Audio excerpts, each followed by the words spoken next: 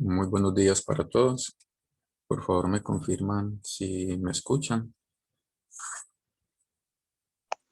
Buenos días. Buenos días. Ok, perfecto. Por favor, también me verifican si se está viendo la presentación, si se ve bien. Sí, sí se ve. Ok, perfecto. Bueno, bienvenidos todos. Hoy vamos a hacer una nueva tutoría virtual de la Olimpiada de Química, donde vamos a abordar una parte del tema de propiedades de las sustancias. Específicamente hoy vamos a hablar de propiedades intensivas y extensivas. Bueno, recuerden que vamos a hacer una corta descripción pues, de estos conceptos y luego miramos algunos ejercicios de ejemplo y al final de cada ejercicio pues pueden hacer preguntas si tienen dudas con respecto al tema. Bueno, para comenzar entonces tenemos que entre las propiedades de las sustancias podemos hacer principalmente pues, dos grandes tipos de clasificaciones. Una posible clasificación es separar las propiedades de las sustancias en propiedades físicas, donde en las propiedades físicas no hay transformación de una sustancia en otra, o también podemos hablar de propiedades químicas, que las propiedades químicas es cuando ya sí hay una reacción involucrada, una sustancia que se convierte en otra o en otras. Otro tipo de clasificación es hablar en cuanto al tipo de propiedad, que pueden ser propiedades intensivas o pueden ser propiedades extensivas. Por ahora nos vamos a concentrar en estos dos tipos de propiedades, las propiedades intensivas y las propiedades extensivas. Las propiedades físicas y químicas las vamos a abordar posteriormente en otra tutoría. Las propiedades intensivas y extensivas, ellas pueden ser químicas o físicas, simplemente son diferentes formas de clasificarlas. Bueno, entonces, como definición de estos tipos de propiedades, podemos tener, inicialmente hablando de las propiedades intensivas. Para hablar de estas propiedades intensivas, vamos a considerar que son propiedades que no dependen de la cantidad de sustancia que estamos analizando. Entonces, si vamos a trabajar con una sustancia líquida, como por ejemplo agua, no importa si tenemos 1 gramo, 100 gramos, 1 tonelada, o sea, no importa la cantidad, sea en masa o en volumen. Podemos decir 1 mililitro, 1 litro, 1000 litros, 1 galón, o sea, no importa la cantidad, sea en masa o sea en volumen, estas propiedades intensivas no van a cambiar. Por lo tanto, esas propiedades no son aditivas. ¿Cuáles son los ejemplos?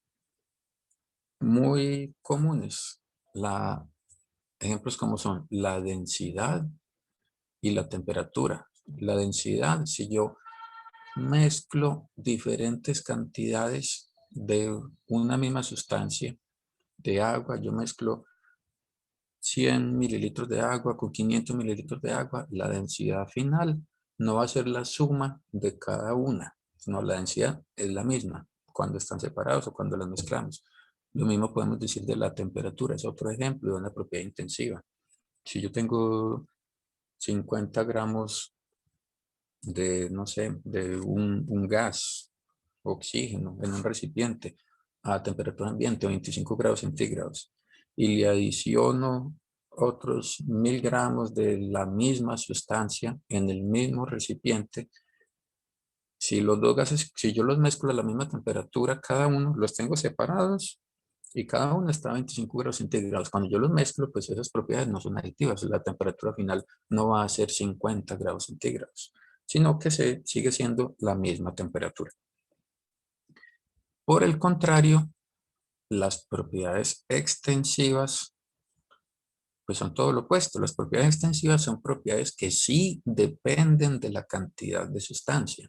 Entonces, acá obviamente también, al contrario de las propiedades intensivas que no son aditivas, las propiedades extensivas sí son propiedades aditivas. Entonces, ¿qué ejemplos comunes tenemos de estas propiedades? Pues tenemos ejemplos como la masa. Yo quito esto para acá arriba mejor. La masa, el volumen. Entonces, la masa de una sustancia obviamente depende de la cantidad. Si yo tengo 10 gramos de agua y le adiciono 30 gramos de agua, pues al final tengo 40 gramos de agua. Son propiedades que dependen de la cantidad de sustancia y son aditivas. Lo mismo el volumen. 100 mililitros de oxígeno gaseoso, le adiciono 50 mililitros de oxígeno gaseoso, mi volumen final va a ser 150 mililitros de oxígeno gaseoso, siempre y cuando mantengamos obviamente constante la presión y la temperatura a la que está contenido esa sustancia. Pues sobre todo en los gases que se ven tan afectados por la presión y la temperatura. Un líquido, un sólido, el efecto de la presión sí es muy pequeño. Bueno, una vez que tenemos claro estas dos definiciones de qué es una propiedad intensiva y qué es una propiedad extensiva, entonces podemos abordar algunos ejercicios de ejemplo. Podemos empezar con este ejercicio donde nos hablan que tenemos un embudo de decantación, también se conoce como embudo de separación. Ya ustedes van a ver en otras tutorías que les van a hablar también de la vidriería y todos estos equipos de uso en el laboratorio. Aquí se presenta una imagen en la parte de abajo a la derecha donde se muestra pues un ejemplo esquemático de cómo es un embudo de separación. Pues simplemente es un recipiente que tiene un tapón en la parte superior, tiene en la parte inferior una llave para controlar el paso de los líquidos a la salida del embudo. Entonces en este embudo le adicionamos 10 mililitros de benceno, le adicionamos 30 mililitros de formamida y adicionamos 20 mililitros de diclorometano. Esas sustancias, asumiendo que sean sustancias inmiscibles, pues sabemos que el benceno es una sustancia no polar, mientras que el diclorometano y la formamida son sustancias polares, y sabemos que las sustancias no polares no se disuelven en sustancias polares. Entonces, por lo menos vamos a tener dos fases en este recipiente, pero si asumimos que las tres sustancias son inmiscibles, entonces no solo tendríamos estas dos fases que se muestran acá en el embudo, una en rojo, la otra en azul más o menos, podríamos tener otra fase. Si las tres sustancias son inmiscibles, entonces tendríamos por acá otra fase que estoy representando aquí en un color naranjado.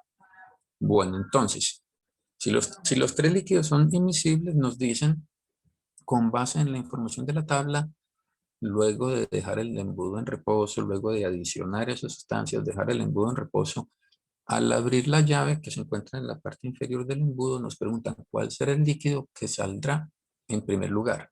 Pues primero que todo podemos mirar que en la tabla nos mencionan la temperatura de ebullición, pero en el enunciado del ejercicio no nos hablan de temperatura. Entonces, eso es algo importante que nos debemos cuestionar. Bueno, ¿cuál es la temperatura a la que estamos haciendo este análisis?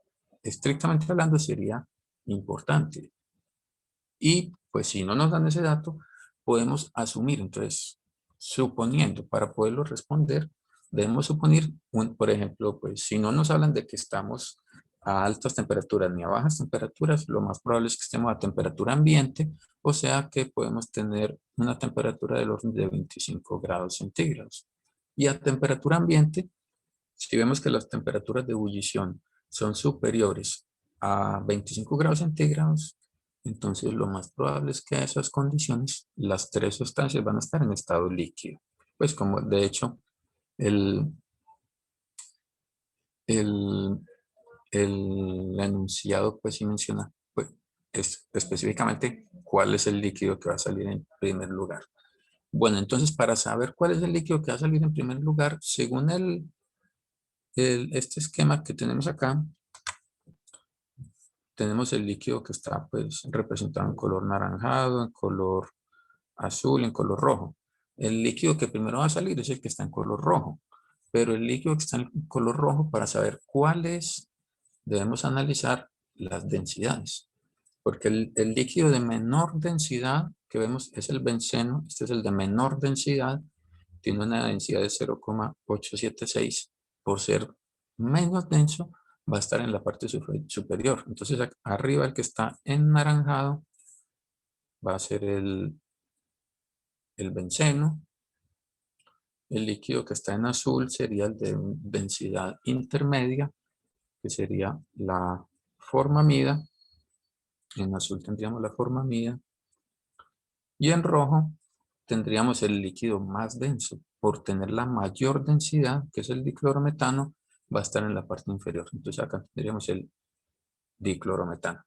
Entonces, con base en ese análisis de la densidad, sabemos que al dejar el sistema en reposo, el diclorometano, por ser de mayor densidad, va a ir hacia el fondo del recipiente, y al momento de abrir la llave, el líquido que va a salir inicialmente pues va a ser el diclorometano. Por eso este recipiente, este embudo de decantación o embudo de separación, precisamente se usa comúnmente para separar sustancias que son líquidos, que son inmiscibles entre ellos. Entonces simplemente podemos abrir la llave hasta que salga casi todo el diclorometano. Cuando estemos llegando a la región de la interfase, cerramos la llave, descartamos que pase la pequeña cantidad de diclorometano que quedaba. Luego saldrá una pequeña cantidad de formamida que la descartamos, y luego ya recogemos en otro recipiente la formamida, y así podemos ir separando cada una de las sustancias. Bueno, ¿alguna pregunta con respecto a este ejercicio? No, señor. Ok, perfecto. Bueno, entonces vamos a continuar con el siguiente ejercicio. Bueno, en este otro ejercicio nos hablan también de métodos de separación. En el caso anterior, el embudo de separación pues, se usa para separar mezclas que son inmiscibles. Ahora aquí se mencionan algunos métodos, entre los más comunes que hay para separación de mezclas que pueden ser miscibles o inmiscibles. Nos hablan de que entre esos métodos podemos encontrar procesos como la evaporación, procesos como la filtración y procesos como la destilación. Entonces la destilación la podemos usar para mezclas que son miscibles, pero que son líquidos que tienen diferencias en el punto de ebullición. Entonces podemos evaporar el líquido más volátil y luego condensarlo para de esa forma separarlo. La filtración la utilizamos en sistemas que tenemos dos fases, una fase líquida y una fase sólida. La hacemos pasar a través de un papel de filtro y separamos el sólido del líquido.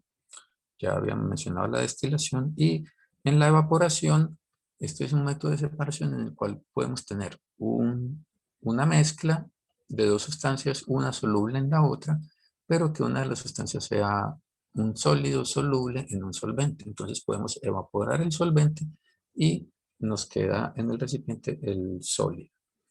Bueno, entonces nos preguntan, teniendo en cuenta las características de las siguientes, bueno, no son 4, son 3 mezclas. Aquí hay un error de redacción. En las siguientes 3 mezclas nos preguntan cuál mezcla se podrá separar por evaporación. ¿Sí? Entonces, de las 3 mezclas, tenemos... ¿alguien va a preguntar algo? No, señor.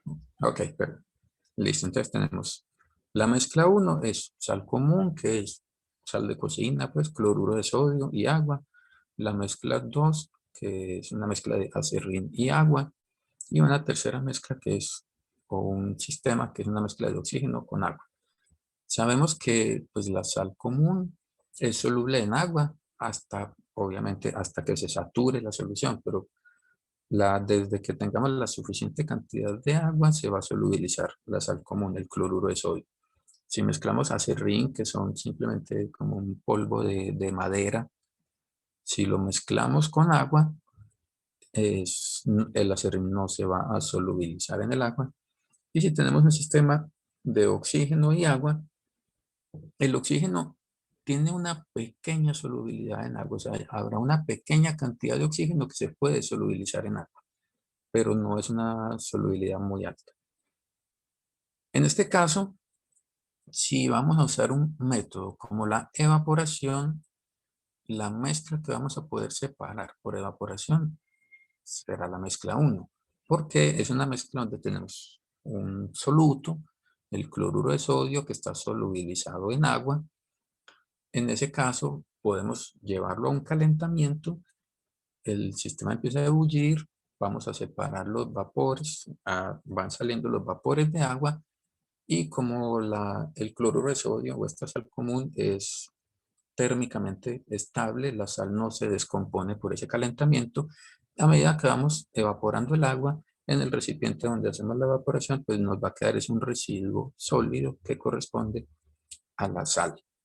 Si quisiéramos separar la mezcla de acerrín y agua, pues evaporación no sería el método indicado. En ese caso, pues deberíamos hacer una filtración, teniendo en cuenta pues que el acerrín es insoluble en el agua. Y ya una mezcla de oxígeno con agua, pues prácticamente pues la cantidad de oxígeno que hay en el agua es tan pequeña que aquí no podemos hacer una evaporación, pues porque el oxígeno es un gas. No podemos hacer una destilación, no podemos hacer una filtración. En este caso habría que tal vez disminuir la solubilidad del oxígeno en el agua, posiblemente con cambios de temperatura. Pero de todas maneras, la cantidad de oxígeno que se solubiliza en agua es una cantidad supremamente pequeña. Bueno, ¿alguna pregunta con respecto a este ejercicio?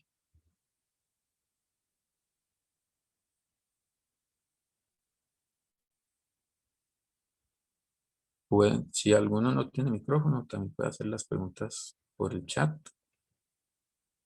Bueno, por ahora no veo preguntas en el chat. Bueno, entonces pasemos a analizar el siguiente ejercicio. En el siguiente ejercicio nos hablan de el peso de una sustancia. O sea, sabemos que el peso es una propiedad extensiva. Depende de la cantidad de sustancia. Sin embargo, pues ese peso también va a depender del lugar donde se encuentre ubicada la sustancia, puesto que el peso es el resultado del producto entre la masa y la gravedad. Aquí es importante aclarar esas diferencias, porque no es lo mismo hablar del peso que hablar de la masa. Yo no puedo decir que el peso de un sólido es 1 kilo. No, 1 kilo es una cantidad en masa. El peso va a ser el producto de la masa por la gravedad. Entonces, no es lo mismo lo que pesa una sustancia, digamos 1 kilo de cloruro de sodio aquí en la Tierra, que lo que pesaría si lo llevamos a otro planeta donde la gravedad puede ser mayor o puede ser menor. Entonces, si hablamos de una sustancia con una masa m determinada, una masa constante m, y lo llevamos a un lugar donde la gravedad es 20% menor que la gravedad de la Tierra, entonces, a pesar que no estamos cambiando la cantidad de sustancia, y no estamos cambiando la cantidad de sustancia, pero sí estamos cambiando las condiciones del entorno donde está esa sustancia. Entonces, si lo llevamos a otro planeta, donde la gravedad es un 20% menor que la gravedad de la Tierra, podríamos afirmar que su peso no cambia. Pues su peso sí va a cambiar. La masa es la que no cambia. Bueno, podemos afirmar que el peso entonces va a disminuir un 20%. Esta es la respuesta correcta. En realidad, Pues si la gravedad disminuye 20% y como sabemos que el peso es igual al producto de la masa por la gravedad, pues la masa no cambia, pero la gravedad sí. Entonces, si la gravedad disminuye un 20%, su peso va a disminuir también un 20%. Por lo tanto, la opción C, que dice que el peso se duplica, es incorrecto. Para que aumente el peso, tendríamos que llevar esa sustancia a un lugar donde la gravedad sea mayor, no menor que en la Tierra. Y la opción D también sería incorrecta, puesto que aquí también se habla de un aumento del peso de un 20%, y pues si yo quiero aumentar el peso, y si la masa es constante, necesitaría llevarlo a un lugar con mayor gravedad, no un lugar con menor gravedad que en la Tierra. ¿Listo? ¿Alguna duda sobre este ejercicio? No, señor. Ok, perfecto. Bueno, pasemos a analizar el siguiente ejercicio. En este ejercicio, como les dije en otra tutoría, pues ustedes van a ver más en detalle todo, pues como la vidriería que se usa en laboratorio. Acá vamos a analizar un sistema en el cual pues la vidriería a utilizar sería estos recipientes volumétricos, pues que como su nombre lo dice, se usan para medir volúmenes. Esto es una probeta o también se conoce como cilindro graduado, donde tiene pues la graduación del volumen. Esto tiene para un volumen máximo de, no sé si lo alcanzan a ver ustedes, de 500 mililitros. Bueno, entonces tenemos una probeta en uno de estos recipientes volumétricos que contiene 150 mililitros de agua. Entonces, en ese recipiente, 150 mililitros de agua más o menos estaría por acá. Y a ese recipiente adicionamos un objeto sólido con una geometría irregular y que no reaccione con el agua, pero que al estar al interior de esta probeta o de este cilindro graduado, ese objeto sólido queda totalmente sumergido en el agua. Entonces reacciona que resulta que nos piden, que nos preguntan, este procedimiento sirve para determinar la masa del objeto, el volumen del agua, la forma del objeto o el volumen del objeto. En este caso, pues la masa del objeto no la podemos determinar llevándolo al interior de este recipiente y sumergirlo en agua. Como el recipiente está graduado, es para medir mililitros. El recipiente nos sirve para medir volúmenes. Como el recipiente tiene una geometría irregular, entonces pues no podemos determinar el volumen.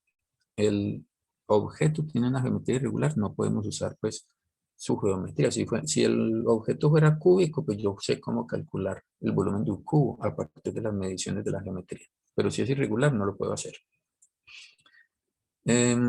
Este procedimiento nos permite determinar el volumen del agua. Entonces ya vimos que la masa del objeto no. El volumen del agua, pues para yo determinar el volumen del agua, no necesito ningún objeto de geometría irregular. Para determinar el volumen de agua, simplemente utilizo un recipiente volumétrico para hacer esa medición. Esto no me lo va a proporcionar. La forma del objeto. Si yo sumerjo un objeto de geometría irregular en agua, eso no me da información sobre la forma que tiene ese objeto. Por lo tanto, también es incorrecto. Y la opción correcta es que voy a poder calcular el volumen del objeto. Entonces, ¿cómo obtengo el volumen del objeto?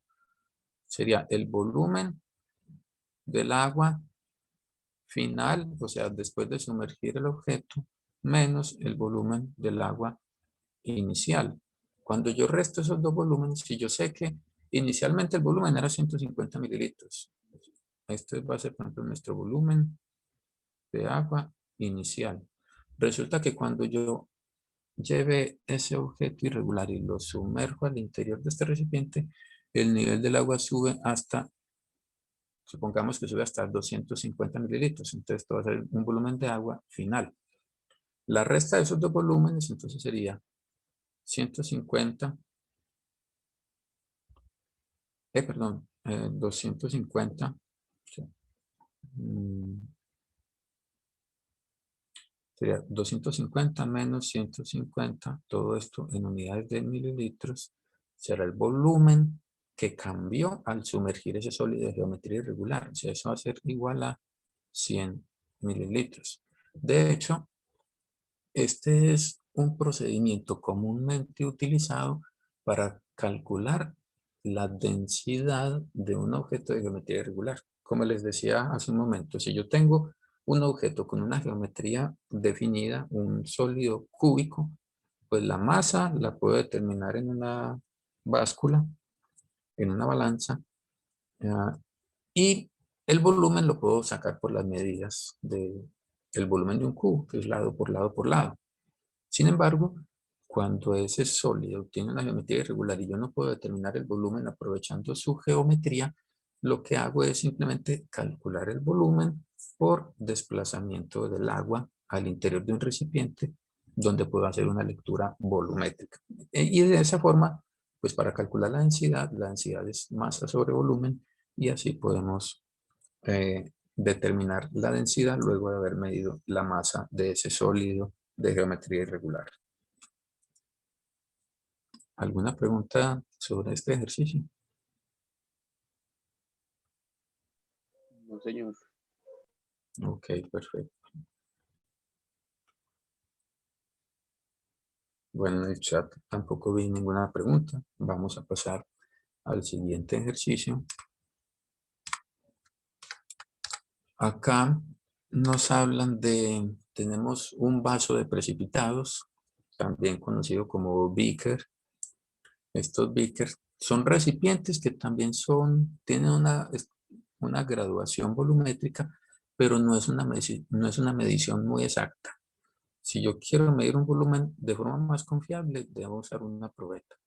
El vaso de precipitados es más como para hacer reacciones, hacer mezclas, tener la posibilidad pues, de agitar el sistema. Ya eso lo van a ver más en detalle en las tutorías de laboratorio. Bueno, entonces supongamos que tenemos un beaker que tiene 50 mililitros de agua pura. Entonces más o menos aquí tenemos cerca de 50 mililitros de agua. Y resulta que a ese recipiente le adicionamos 25 mililitros de la misma sustancia, otros 25 mililitros de agua. Acá no se menciona la temperatura, pero podemos asumir que esa mezcla se hace a temperatura ambiente, o sea, una temperatura de 25 grados centígrados al interior de ese recipiente. Entonces, tenemos 50 y le adicionamos 25 mililitros más. A esto le vamos a adicionar 25 mililitros de agua. Entonces, nos dicen, se puede afirmar que en el recipiente permanece constante la cantidad de moléculas de agua. ¿Cómo podemos calcular la cantidad de moléculas de agua? A partir de las moles. O sea, si yo quiero calcular número de moléculas, tengo que calcular las moles, porque sabemos que en una mol hay 6.02 por 10 a la 23 moléculas.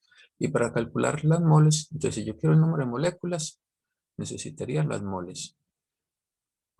Y para calcular las moles, necesito la masa. Sabiendo cuántos gramos de agua hay ahí, esta masa en gramos, puedo obtener las moles y teniendo las moles podría obtener el número de moléculas. Entonces, si yo adiciono a 50 mililitros, si la densidad del agua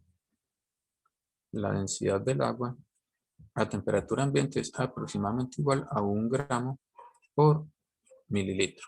Entonces, si yo tengo 50 mililitros de agua, más o menos tengo 50 gramos de agua. Si le adiciono 25 mililitros, entonces voy a tener 75 mililitros de agua, o sea, más o menos 75 gramos de agua.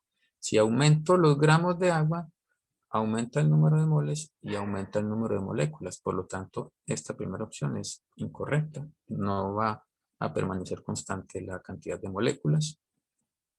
La opción B también es rápidamente descartada, porque si yo tengo la opción B dice que el volumen de agua permanece constante, pero si yo tengo 50 mililitros y le estoy adicionando 25 mililitros, obviamente pues vamos a tener un cambio en el volumen La opción C nos habla de las moles de agua y ya hicimos el análisis que si cambia la masa en gramos, pues va a cambiar la cantidad de moles. Esta opción también es incorrecta. La respuesta correcta será la opción D, que es la densidad del agua. Esta es la única que permanece constante. ¿Por qué? Porque la densidad es una propiedad intensiva. No importa si tengo 50 mililitros, 25, 100, 1000, la densidad del agua siempre va a ser 1 gramo por mililitro, independiente de la cantidad que tengamos. Mientras que el número de moléculas, el volumen y las moles de agua, esas tres son extensivas y dependen de la cantidad de sustancia que tengamos en ese momento.